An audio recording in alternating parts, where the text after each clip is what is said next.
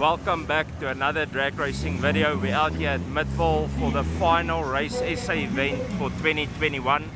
After this, I believe there will be one more drag event that we'll be attending, but this is one of the last ones. Before we get started, give this video a like. You already know this is going to be a fire upload. If we reach 1,000 likes and 500 comments, which is totally doable, by the way.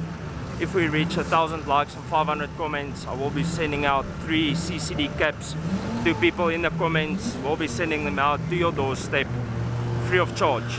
Leave a like, drop a comment.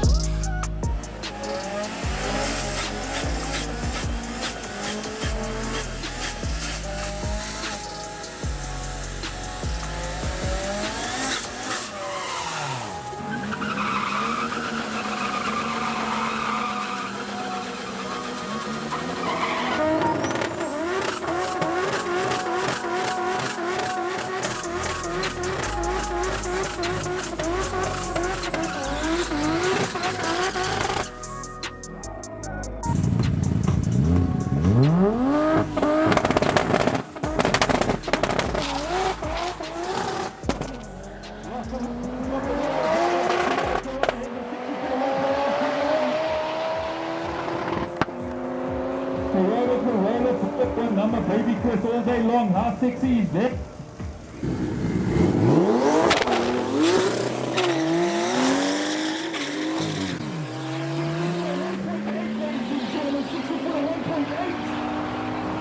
All the way down the track, 2JZ runs at 10.6 on its first run at 221.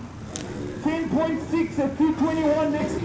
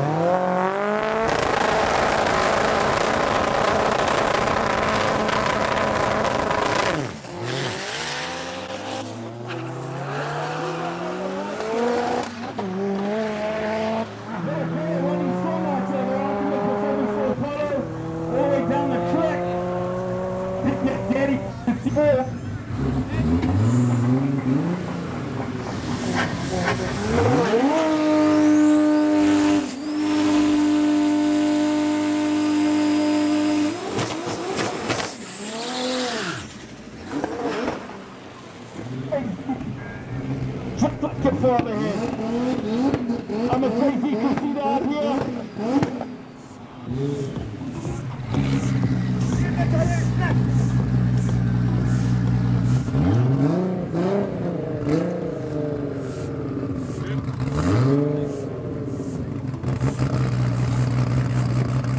Line him up,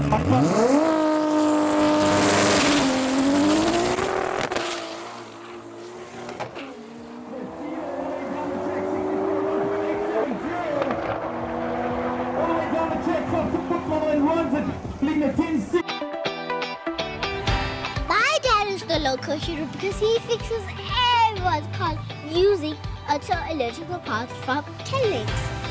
He says Kellex hits the right spot between price and quality. He even orders stuff from their website sometimes. And Kellex is right here in Pretoria. Be a hero like my dad. Go to Kellex now for all your auto-electrical parts.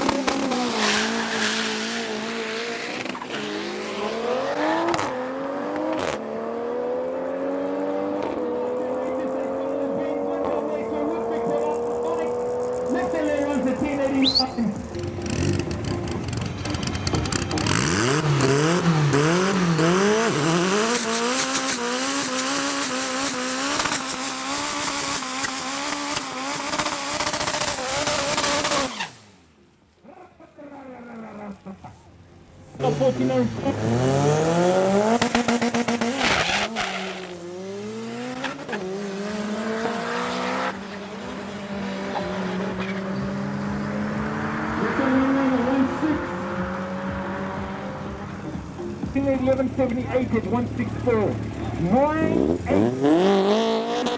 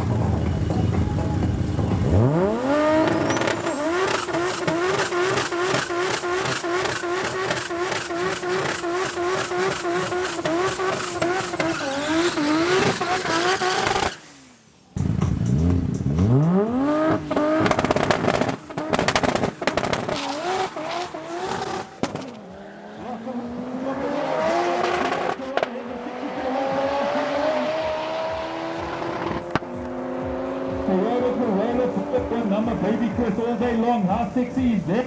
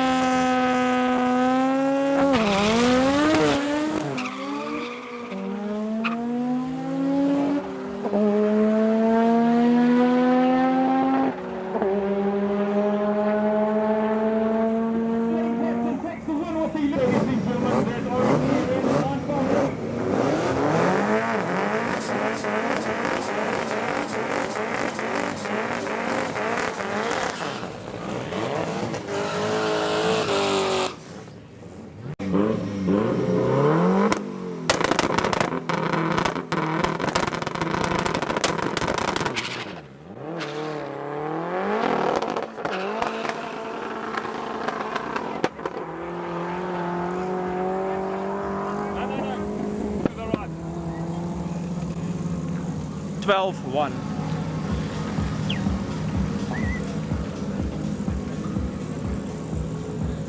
Snowflake doing a little bit of cleanup here. How much we go for?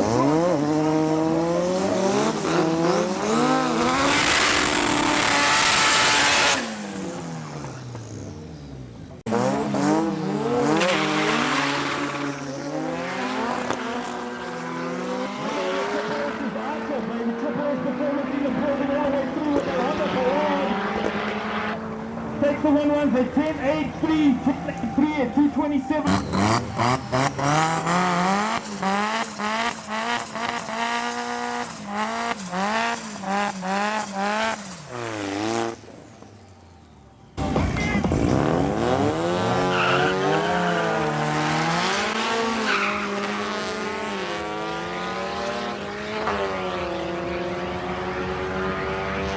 Going through for the one, the Apollo takes the victory.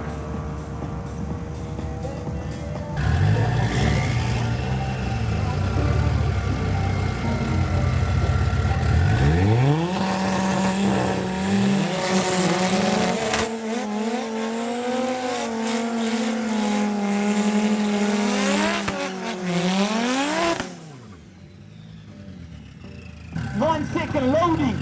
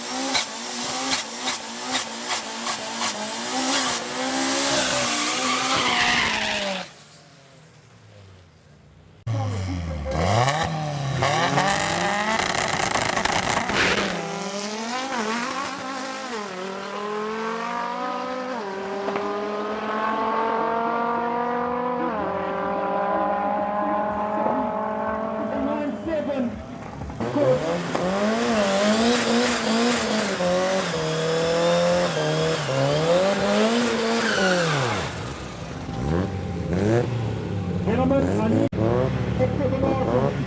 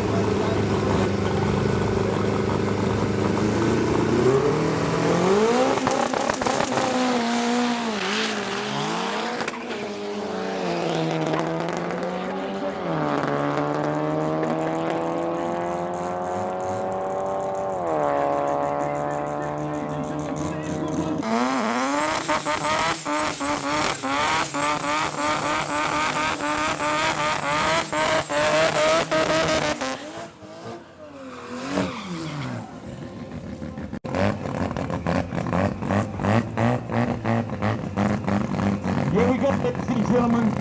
Little bit.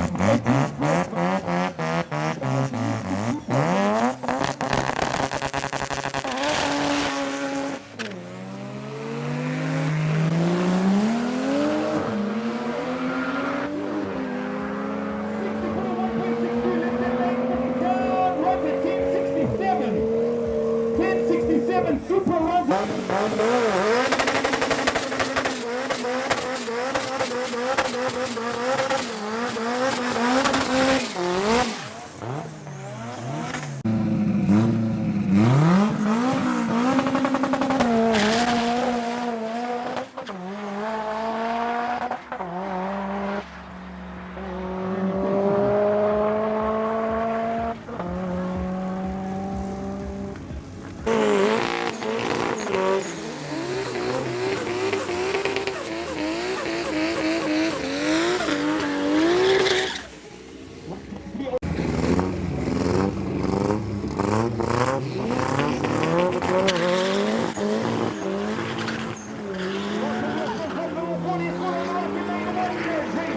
Zubaki all the way down.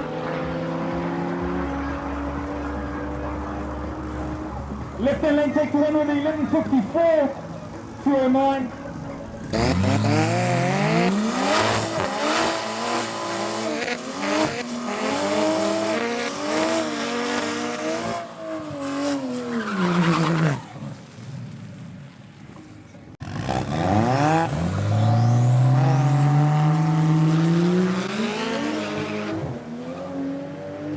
I'm a super loaded car, still a 60-footer, 1.718, and it's going all the way down the track.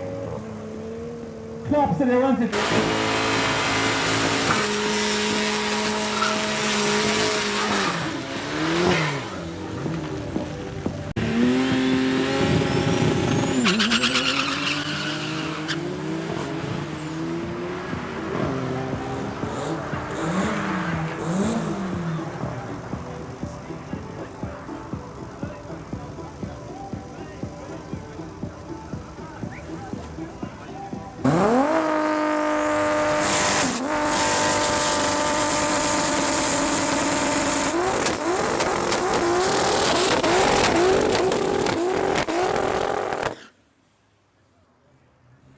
Once again,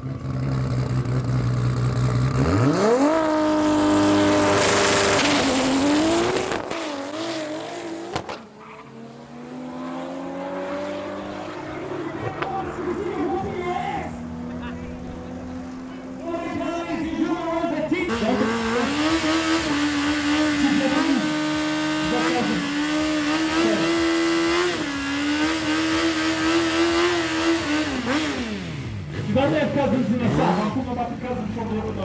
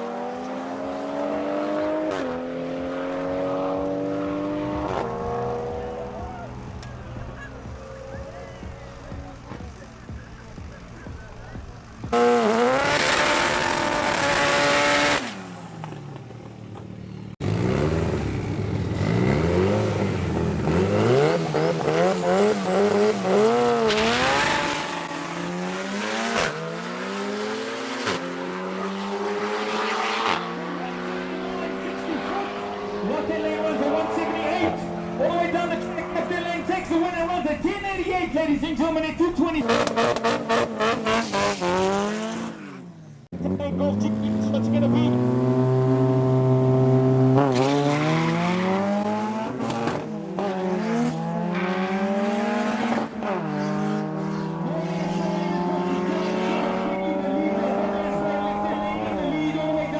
Takes the win. Takes the win with a 14-1.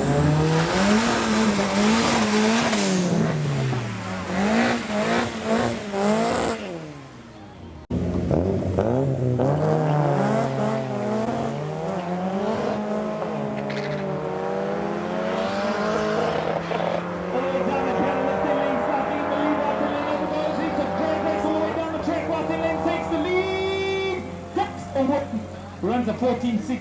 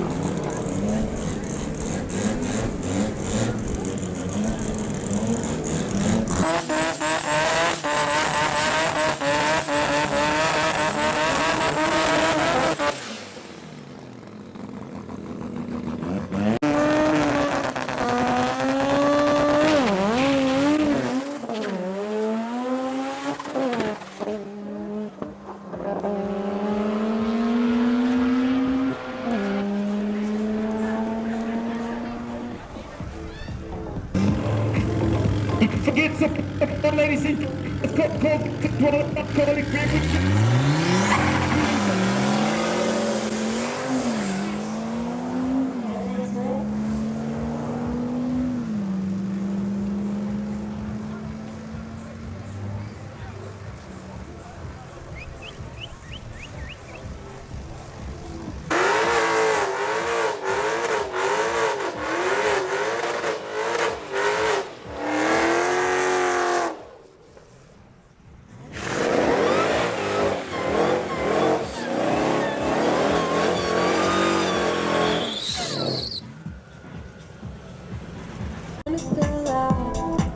Gotta love these new 3-4 drops. Can you believe that I was running?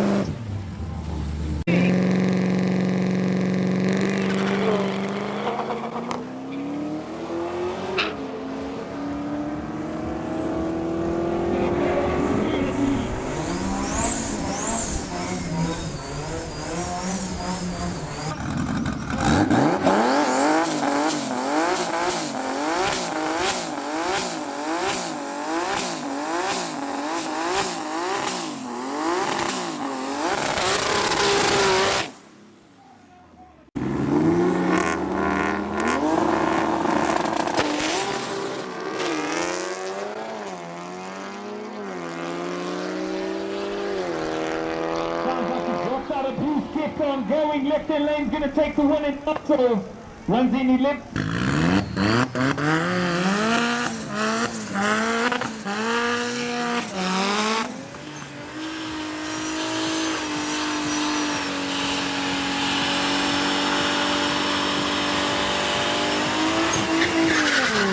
On up the deck stop.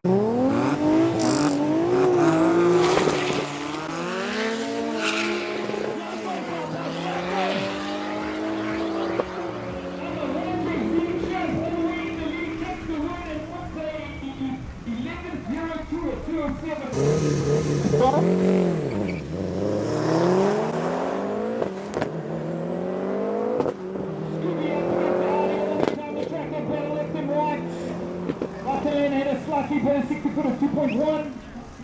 Left hand one on the 1311, right hand runs a 1355.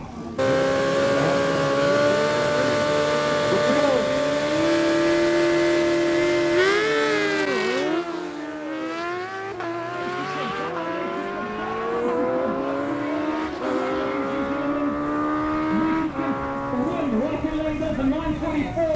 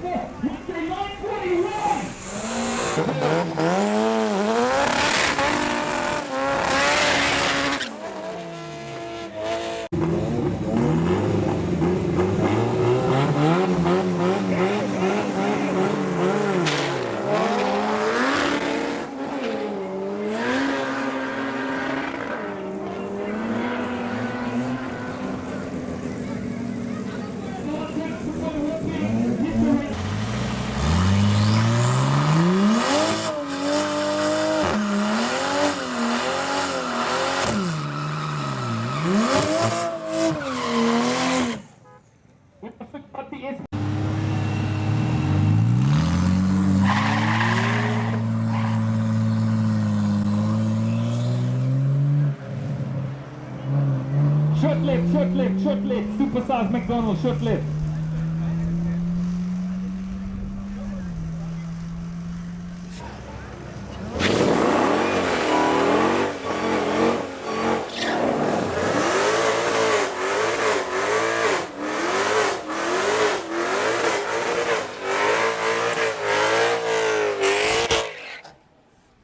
But next Verstappen needs some humble pie.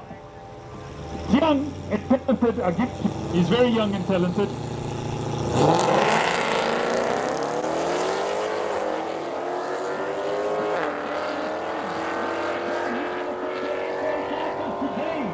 Is Lewis Hamilton going to add another mass championship to his collection, or is Max Verstappen?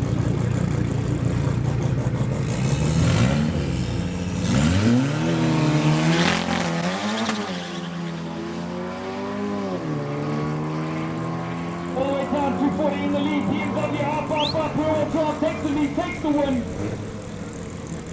Rose comfortably 12th.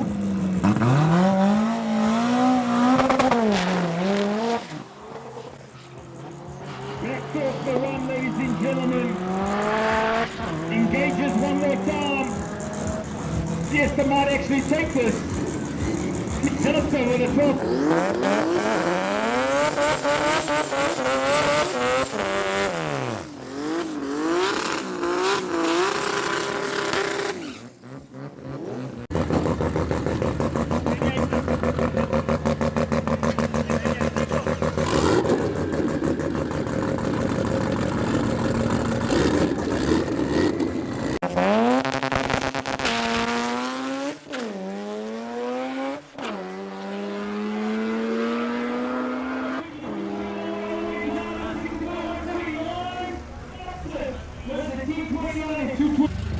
She's quick. The DRS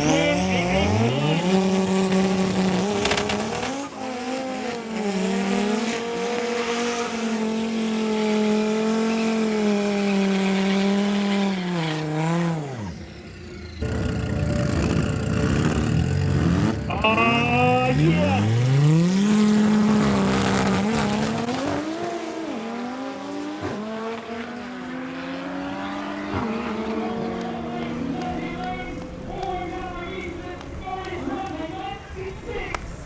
Fastest time on the block.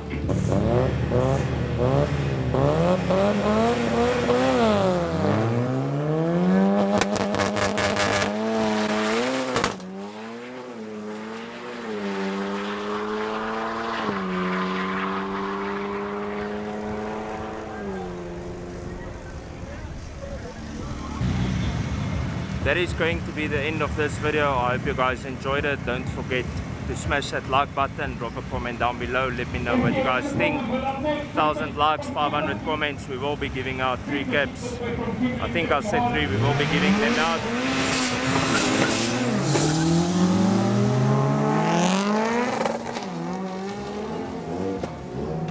But that's going to be it for this video, bro. I'll see you at the next drag event, which is Midway Cash Days. See you there, peace out, and reflect your passion.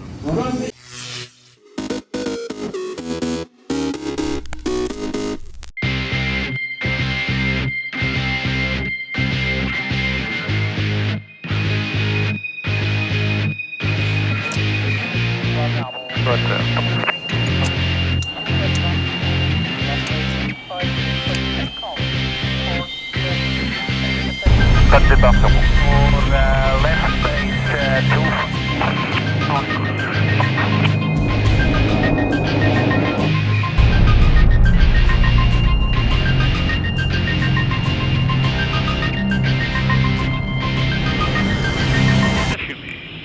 On y va beaucoup.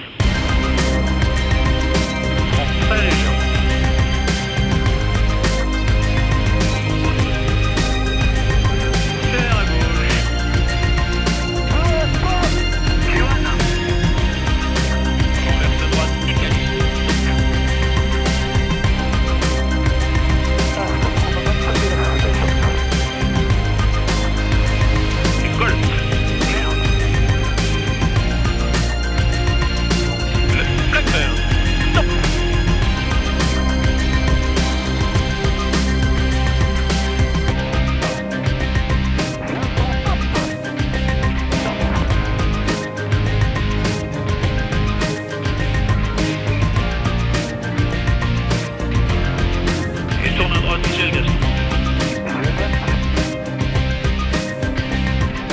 la boucle.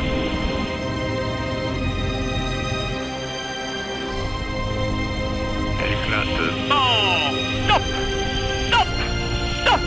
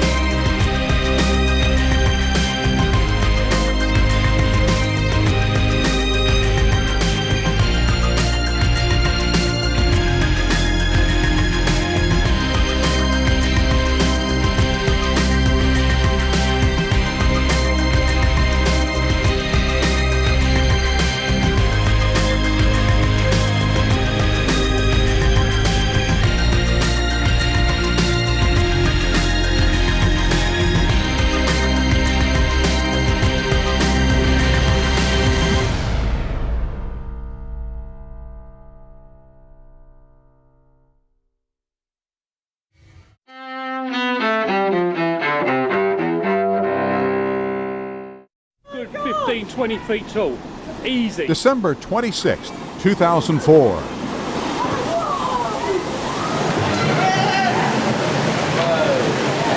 A tsunami kills more than 200,000 people, most of them in southern Asia, and leaves tens of thousands more missing. Among the countries hardest hit by the deadly waves, Indonesia, Sri Lanka, India, and Thailand. The tsunami was triggered by the world's most powerful earthquake in 40 years beneath the Indian Ocean. 1996, 6-year-old beauty queen JonBenet Ramsey is found beaten and strangled in the basement of her family's home in Boulder, Colorado. 10 years later, John Mark Carr is arrested in Thailand and called a suspect in JonBenet's murder. But DNA evidence later clears Carr, and the slaying remains unsolved. 1941, in Washington, Winston Churchill becomes the first British Prime Minister to address a joint meeting of the U.S. Congress. Churchill, whose mother was American, visited Capitol Hill just weeks after the U.S. entered World War II. If my father had been American and my mother British, instead of the other way around, I might have got here on my own. 1972, Harry S. Truman, the 33rd President of the United States, dies at age 88. 2006, Gerald Ford, the 38th President of the United States, dies at age 93. And 1944, the first public performance of Tennessee Williams's play The Glass Menagerie takes place in Chicago.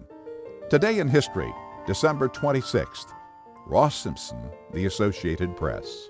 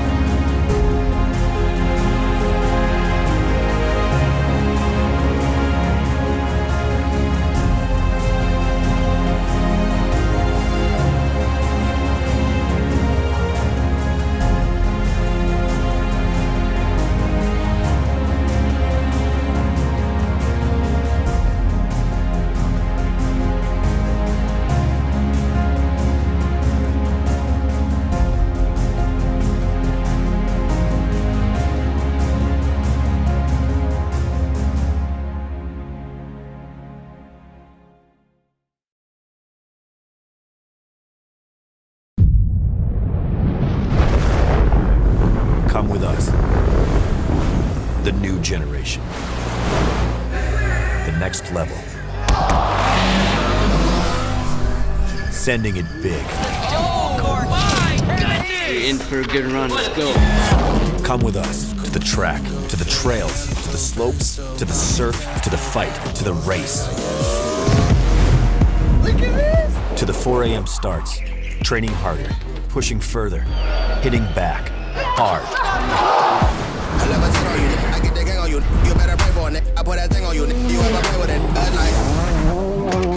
To the fans, to the followers, and the haters. Come with us to the blood, to the sweat, and the broken bones. You rehab. We never quit. We never give up. We take control. To the world titles. To the world's first. The world's best. UFC Strawweight Champion. Come with us. We're just getting started. It's going to be so much fun, I promise you.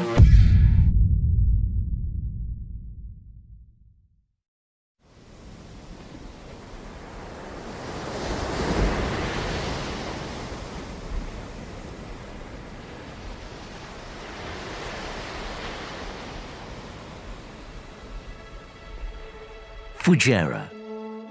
From the rugged foothills of Rocky Mountains to the idyllic coastline and glistening pristine waters, Fujairah is a breathtaking, untouched seaside emirate where people from all over the world come to explore. But while Fujairah is most commonly renowned for its natural beauty and rich history, it's also home to one of the world's most coveted delicacies: oysters. Rare, delicate, and synonymous with refinement, oysters are now being farmed at the tip of the Indian Ocean in Fujairah's JBay, the first and only oyster farm in the Middle East.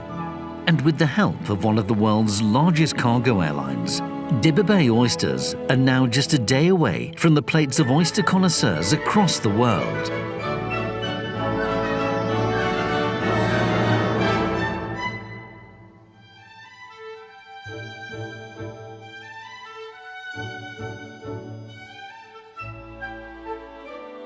JBay is a wonderful location because it's on the east coast of the UAE. It's completely unaffected by any dense population. There's not any particular industry over there. It's a very pristine environment. JBay's farm is located a few miles offshore in 9 hectares of pristine seawater. There are 100 lines and 10,000 hanging lantern baskets, each 3 meters long and holding between 500 and 10,000 oysters, depending on size. These restaurant-grade oysters grow quickly and as a result enable the current production of over 200,000 oysters per month, with more than half being exported globally. Like a fine wine, oysters take on the distinct properties of their environment, which is what makes JBay oysters unique. They're grown in a subtidal environment, meaning they're constantly exposed to nutrient-rich waters. This, coupled with being exercised by the continuous movement of the sea, leads to their rapid growth, reaching adulthood in around 7 to 9 months, far quicker than the European oyster, which can take up to 3 years. So we harvest in 2 stages. The first stage is where we bring the oysters from the ocean. We bring them into our main facility and we clean them and we weigh them, and they get separated in the sizes that you would recognize, number 1, number 2, number 3, or number 4. And then it's a very important next stage is we move them into depuration tanks. And these are simply tanks of seawater which we're filtering and recirculating. They sit there for 2 or 3 days and we cool them down and cleanse them. That makes them nice and clean and ready for market. The United Arab Emirates is the perfect location for oyster farming. Not only does it offer a wild, pristine coastline, but it also boasts an impressive infrastructure and transport system. Thanks to an 8-lane highway linking it to one of the biggest airports in the world, JBay oysters can be exported for trade quickly and easily, straight from the sea. It's very important for us exporting a high-value live seafood product. So we need to be able to rely upon our logistics cold chain. We are able to transport across in our refrigerated trucks from Dibba and have that peace of mind that we can pass that on to our logistics partner and know that that cold chain is maintained. We've been extremely happy exporting to multiple countries around the world from Sky Cargo in Dubai. We monitor each shipment, we have temperature trackers in each of them, and we've been astounded actually by the quality of the cold chain that we've encountered. After packing the oysters in the early hours of the day, the shipment is ready to be transported from the shores of Fujairah direct to Emirates Sky Central in Dubai in just 90 minutes. Well, these oysters are very special, not because they're oysters, but because it's part of a local SME business in JBay. UAE is based on commerce and trade, and that's what we support. We're supporting these entities to ensure that they can showcase their products, that they can fly their products around the world, and we continue to do that on a daily basis. And this is important because Dubai is a great location. Geographically, if you fly 4 hours from Dubai, you're probably hitting over 2 billion people. So in terms of the reach and the network and the capability is significant. The facilities we can see behind us is such a key component of our core competence, especially around moving fresh products like food, like the oysters today. Secondly, we also have great capabilities on the ramp. From the time the oysters arrive at the airport, comes into our warehouse, into our cool chamber, it is fully maintained. And that allows us then to escort the oysters directly to the aircraft. So you can see the supply chain in terms of the temperature control is in no way broken at any point in time. Having been transported by truck from Fujairah to Dubai using a cold chain system, the oysters are then placed into the temperature-controlled Emirates A380, where they're monitored at a temperature of between 2 to 8 degrees Celsius. Ready for takeoff in just 30 minutes, the oysters fly out in the afternoon and are ready for plating in Moscow restaurants that same evening.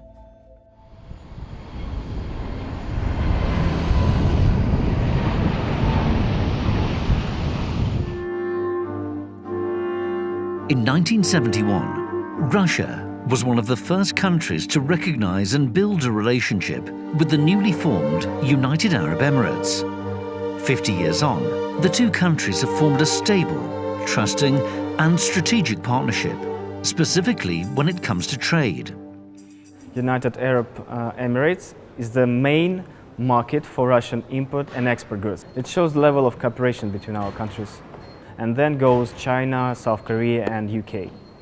Well, we have 2 runways here at DME, and last year we were in a top 10 airports around all Europe.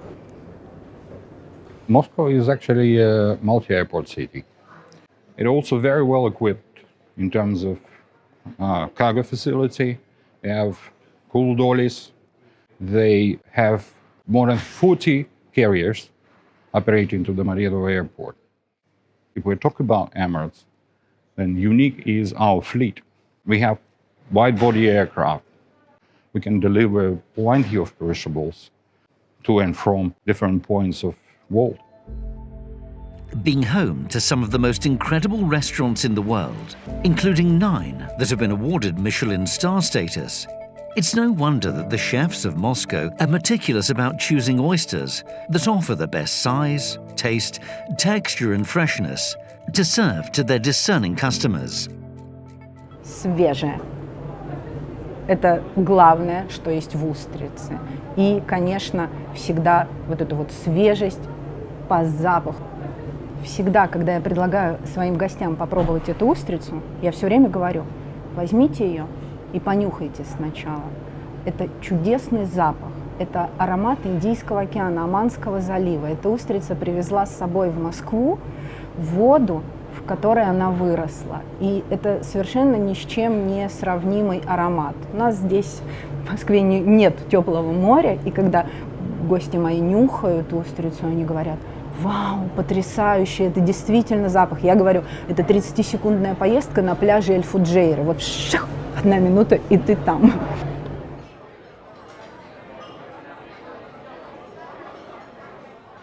В JBay я ценю прежде всего их очень аккуратный размер, свежесть и замечательный вкус. Они по своему вкусу очень сродни японским устрицам, имеют, кроме яркого свежего акцента на старте, прекрасное сладкое послевкусие.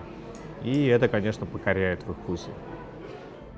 When it comes to maintaining such incredible freshness and vibrant flavor, it all comes down to implementing an uninterrupted cool chain system to ensure every oyster is transported quickly and seamlessly.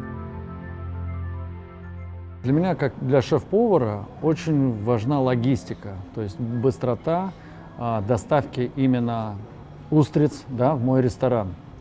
Вечером я заказал, утром я получил. То есть это самый главный фактор для нас, для наших гостей. То есть. И еще тем, как грамотно выстроена логистика, что устрицы быстро, бережно, с соблюдением всех необходимых требований прилетели в Москву, и дальше дистрибьютор не кладет их никогда ни в какие аквариумы. Зачем? Там своя дорогая родная вода. И дальше это уже дальше расходится по московским и российским ресторанам, и гости получают вот это удовольствие прямо. На самом деле для меня было открытие, что в Эмиратах выращивают устриц, что это качественный культурный продукт, и тем не менее их качество меня покорило. Such consistent high quality is only possible because of the integrity of the supply chain. It's created by the teams from JBay and Emirates Sky Cargo.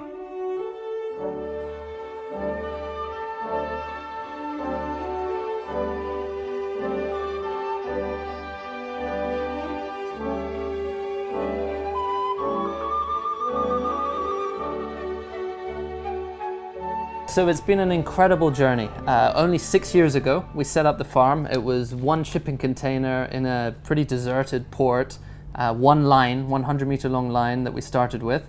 And today we've got 50 lines, we've got a huge facility, we're just moving to an even bigger one. And not only are we dominating the local market, we're now exporting to very lucrative markets like Russia. And we're able to work with sort of flagship brands like Emirates to be able to tap into their expertise and their network to be able to challenge oyster brands all over the world. From the sea to the sky, to the plates of the discerning diners of Moscow, the journey of a JBay oyster is truly fascinating and can only be made possible by partnering with a global logistics expert like Emirates Sky Cargo.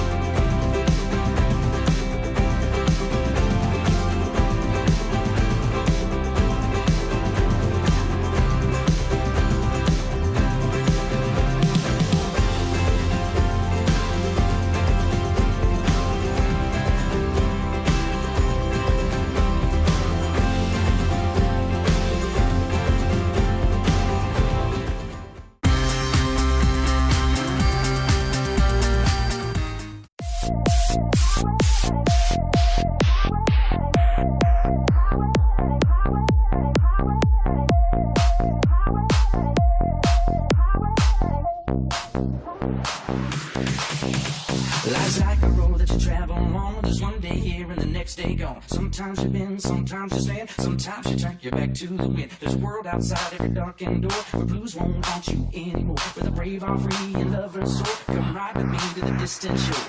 We won't hesitate to lay down the garden gate. There's not much time left today. Cease! Cement. If you're going my way, well, I wanna drive it all night long. Through all these cities and all these towns, it's in my blood and it's all around. I love you now like I love today. Fast. Jonas, hoe lekker die. Hij is een frisbowler. Hij is bloody moeilijk.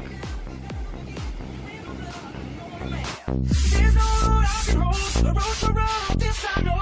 I'll be there when the light comes in, show me a survivor.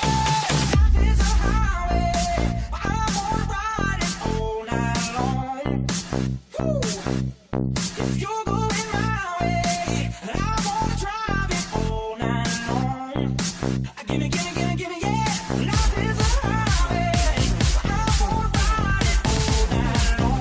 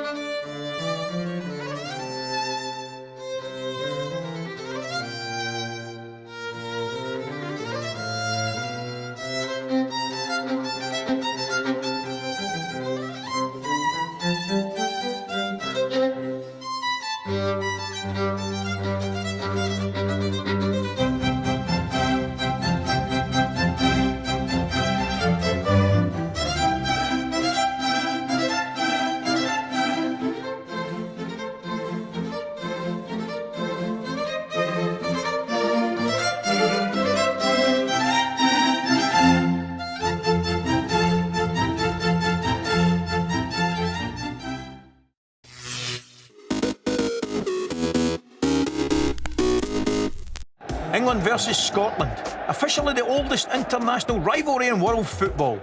Before a ball has been kicked, I want to kick things off by pulling a fast one on my mate and fellow rival pundit, former England star Jermaine Jenas.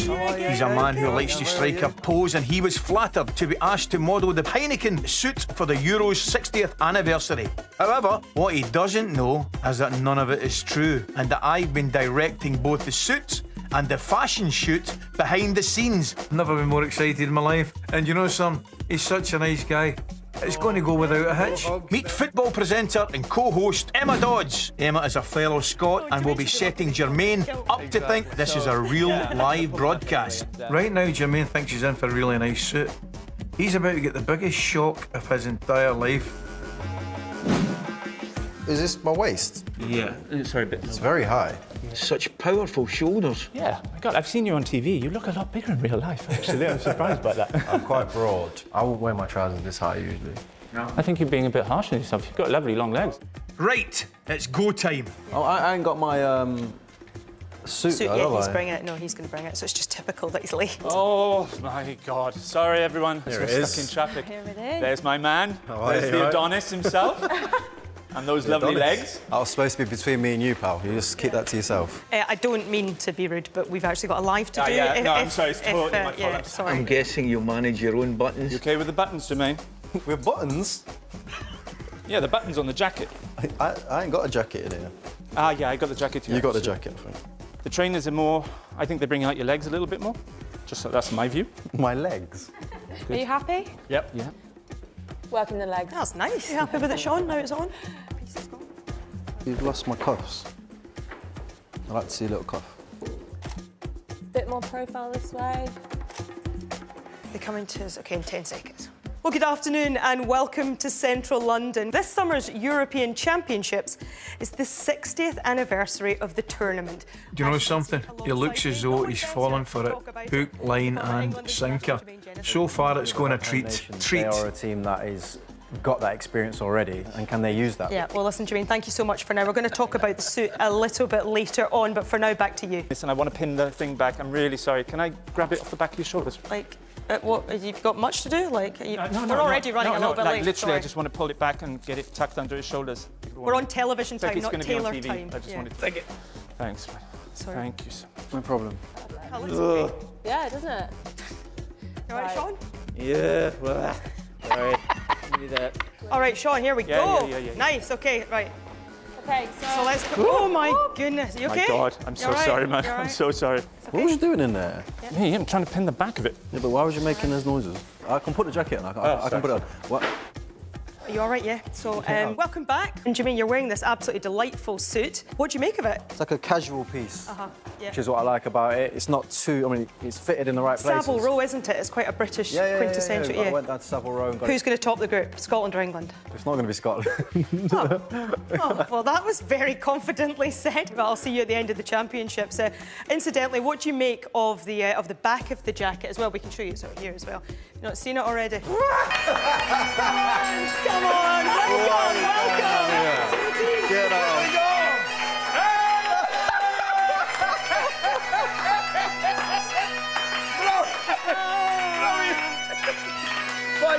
Stood there, and all of a sudden I can hear the bagpipes going, and this is on the back of my jacket. Not everybody gets to live the dream, do they, Ali, wearing a Scotland flag on their back? That's but you're true. in the team now. That's true, mate. I'm in the team. That's you 25% Scottish now. So all that's left to say, I think, is cheers to Scotland. Cheers, guys. And England. And England. Cheers.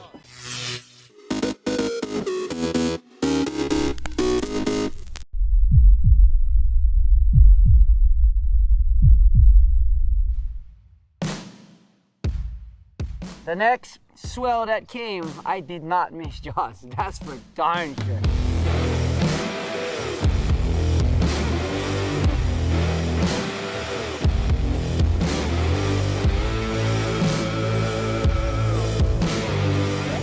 I'd never seen waves that big in my entire life. They had to be over 100 feet, 120 feet at least. You know, going down a wave and feeling a surfboard on your leg, just like da-da-da-da-da. I wasn't sure if it was a surfboard or if it was a jet ski, you know, Oh like my it was God, such a scary situation.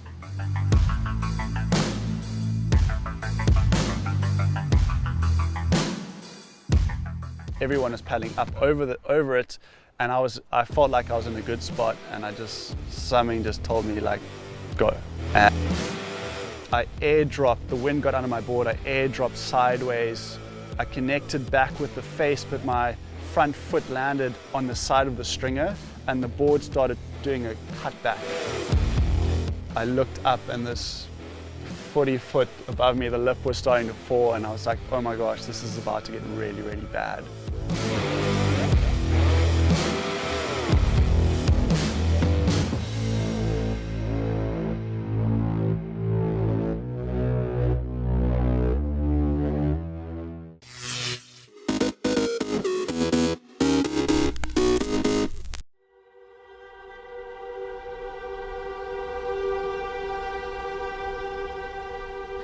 Light has the ability to transform the environment with each passing hour.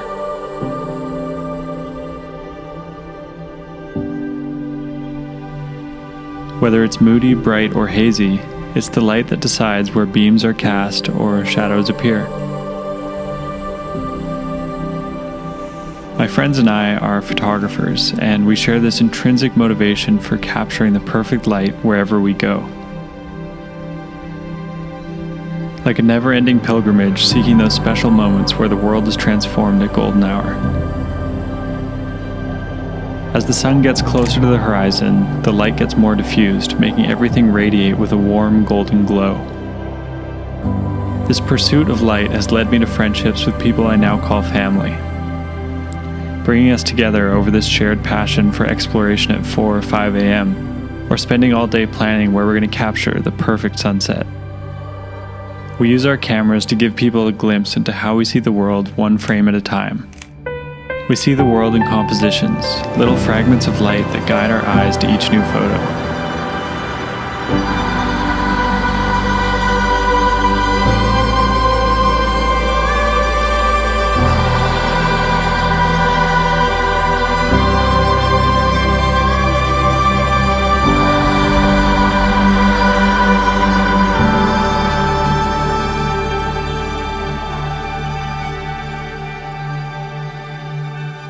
Light is the key ingredient in any photograph, and photography is about learning how to sculpt that light, using it in different ways to capture those moments that might never happen again.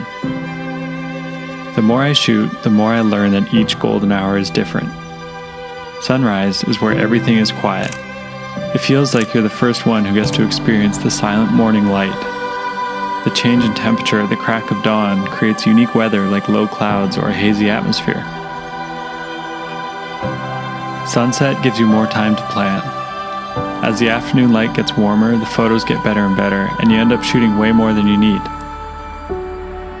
But there's something satisfying about finishing the day with a full memory card.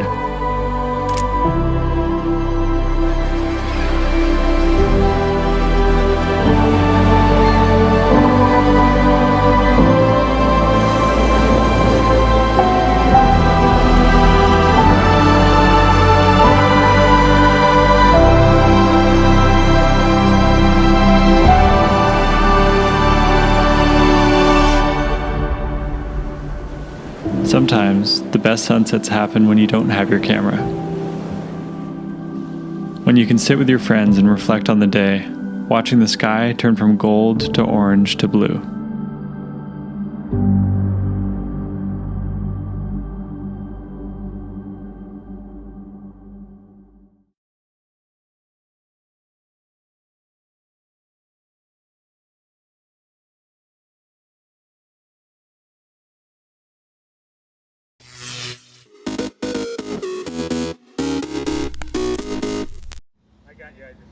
Okay, all right, all good. So, which living person do you most admire? I admire anyone who is making a positive contribution to humanity, whether that is in entertainment or in technology, or, I think anyone who's sort of doing things that are really useful to the rest of humanity is, I admire them greatly.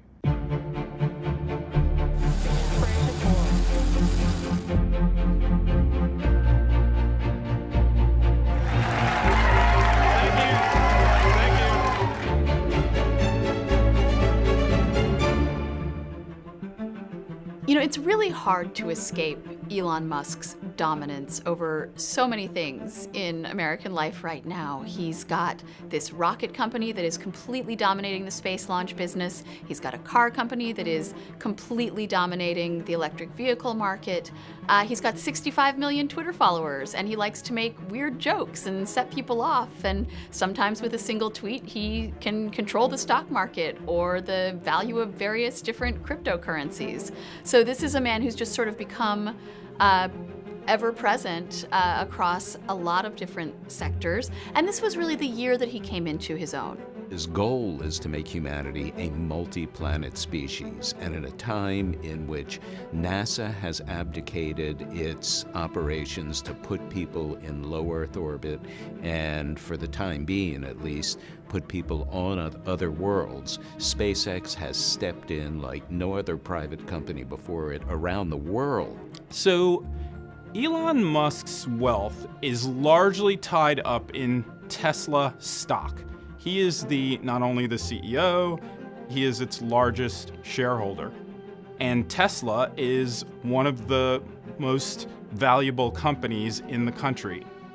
Its market value is more than $1 trillion, and his wealth is sort of tied up in that company. Tesla has dragged the legacy automakers into the electric vehicle market. Yeah. Do companies like Ford, GM, Rivian, Lucid pose a threat to Tesla's dominance, or do you think you guys have so grasped the market at this point that you are going to own it? Well, if somebody makes better cars than we do, then and they then sell more cars than we do, I think that's totally fine. Our intent with Tesla was always that we would serve as an example to the car industry, and that and hope that they also make electric cars so that we can accelerate the transition to sustainable energy. I'm confident in the future in Tesla, that it will do well, and I hope some of these other companies do well too. Earlier this year, this Tesla crashed into a highway divider in California, killing the driver. Another slammed into a parked fire truck in Utah. Both had the autopilot feature on. There is a federal investigation underway into the autopilot software that Tesla has, which, despite the name, is not autopilot software. It does not drive the car for you. And people inside Tesla have expressed a lot of skepticism about whether the company's technology is eventually going to be able to get there. Are the cars safe? I mean, should I feel comfortable getting behind the wheel of a Tesla and saying, drive me where I need to go? Well, the statistics that I think are at this point unequivocal, that far more accidents off autopilot than on autopilot. So this is not to say that autopilot is perfect. Now, to get to full self-driving where you don't need to pay attention, we still obviously have a lot of work to do. So as we get to the point where interventions are extremely rare, even in complex traffic situations, and get to the point where the probability of injury with full self-driving is much lower than with a human driving, then obviously at that point it would make sense to allow the car to drive itself and not have to pay attention. So this year, Elon Musk became the world's richest man ever. So we asked him about another pressing global problem, and that is income and wealth inequality. When it's time to pay taxes, new reporting from ProPublica says the nation's top 25 richest people pay little to nothing at all, including Warren Buffett, Jeff Bezos, and Elon Musk. One of the main criticisms of him is just that he's so rich. Should any human being be worth $300 billion? A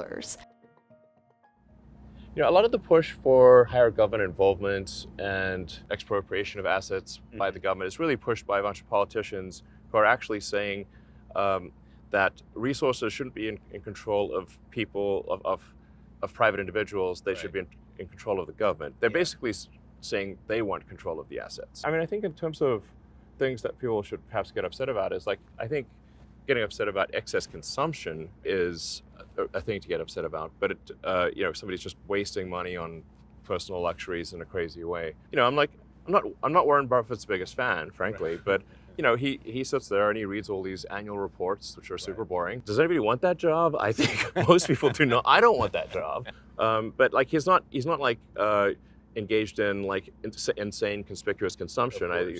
So you have to say, like, okay, sure, he's got a high net worth, but he's doing a useful job for the economy, and he's very skilled at it and should probably keep doing it.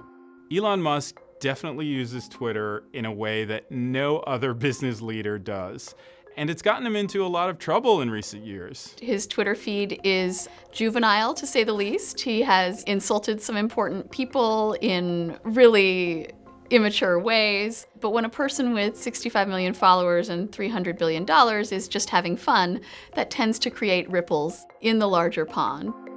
You are, not to put too fine a point on it, the richest man in the history of the world and arguably the most influential. And yet you tweet freely and playfully and somewhat mischievously. Yes, that's accurate. So our feuds with policymakers are poking Jeff Bezos. Is that good for the overall brand?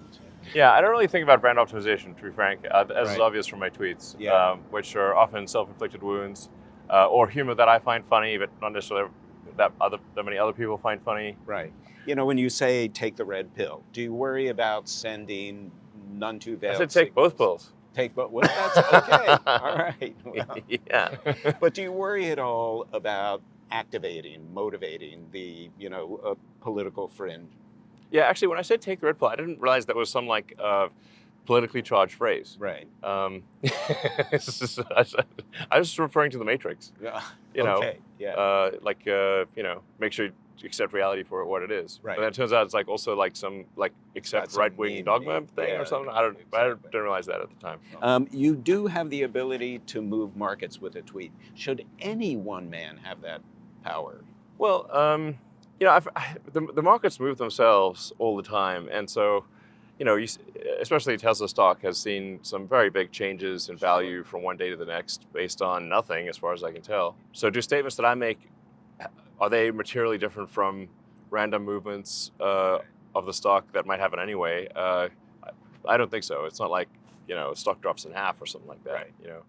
Elon Musk is someone who pursues his goals relentlessly. And I think that does sometimes make him blind to the potential human toll, the potential human cost that can create for some of the people who get sort of ground up in the gears of the things he's trying to do. You've made statements downplaying COVID-19. You kept your factories open, running at the height of the pandemic. And well, actually, technically, I think there's a misunderstanding there on the factories front. Tell me about it. Other car factories in the United States had restarted. Right. And we were blocked only because our car factories in the Bay Area and California. So California had actually said manufacturing can restart. Right. And then Alameda County decided of their own accord that Tesla could not restart. Reopening the factory in Alameda was arguably a poor management choice. I think he was aware of the risks that his employees were taking. I don't think it was necessarily a fair choice to pressure or invite or ask or instruct employees to come back to work. Are you vaccinated, if I may ask? Yeah. I mean, I'm very pro-vaccination. I believe the science is unequivocal. Yeah. I tweeted to that effect. But by the same token, I am against forcing people to be vaccinated. I think this is just not something we should do in America. I think we should encourage people to be vaccinated, strongly try to convince them to be vaccinated, but not force them to be vaccinated, or for example, force them to get vaccinated or get fired. Elon Musk is incredibly influential in the cryptocurrency world. He's constantly tweeting about his opinions about certain cryptocurrencies versus others. He is known as a big proponent of Dogecoin, and someone who has in the past taken Tesla's assets and invested those into Bitcoin and then sold that Bitcoin at a profit. Well, I mean, I could really sort of wax on about the nature of money for hours because I played a significant role in creating PayPal. And so my understanding of the money system at a fundamental level of how it actually works, the detailed mechanics of it, is, I think, there are very few people that understand it better than me. Bitcoin is an interesting example, obviously the prime mover on this. But the transaction volume of Bitcoin is low, and the cost per transaction is high. It is, at least at its base level, suitable for maybe an exchange, a store of value. But fundamentally, Bitcoin is not a good substitute for transactional currency. Right. Even though it was created as a silly joke, Dogecoin is better suited for transactions. Why is that? The total transaction flow that you can do with Dogecoin is substantially more than, like, transactions per day is much higher than, has much higher potential than Bitcoin. It is slightly inflationary, but that inflationary number is a fixed number as opposed to a percentage. Right. So that means over time, its percentage inflation actually decreases. And that's actually good because it encourages people to spend and rather than sort of hoard it as a store of value. I'm going to switch to a personal question a little bit, if you're okay with that. Yeah, sure. So what happened with the Grimes, and do you have a new girlfriend? Oh, Have you seen man. someone new. I know, here we are with our Here we somewhat go. different approach. Grimes and I said, like, semi-separated, it's just that her work has her just being in different places a lot versus my work. Yeah. We weren't seeing each other that much. Yeah, we're still good friends, I do not have a new girlfriend or anything. Okay. Yeah. I'll This back you place up. is basically like a technology monastery, Technology monastery. Yeah. I like the way you put that.